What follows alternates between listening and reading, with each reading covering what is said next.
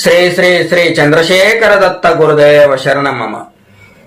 సనాతన ధర్మ ప్రియులారా, మంత్ర జిజ్ఞాసులారా, ఏడుస్తుంటారు కదా ఇంట్లో, అది ఎంత ప్రమాదకరమైనది అనే దాని గురించి ఇవాళ మాట్లాడుకుందాం. ప్రధానంగా గుర్తు పెట్టుకోండి మిత్రులారా, ఏడవడం వల్ల ఆత్మశక్తి అత్యంత భయంకరంగా బలహీనపడిపోతుంది. ఇది లక్ష్మి హేతువు కాదు, ఆలక్ష్మి హేతువు. పెద్దమ్మ జ్యేష్ఠాదేవికి సంకేతం. ఇంట్లో ఎప్పుడైతే స్త్రీ ఇంట్లో ఏడుస్తుందో ఆ ఇంట్లోకి లక్ష్మి రాదు అని కూడా మనకు శాస్త్రం చెప్పింది.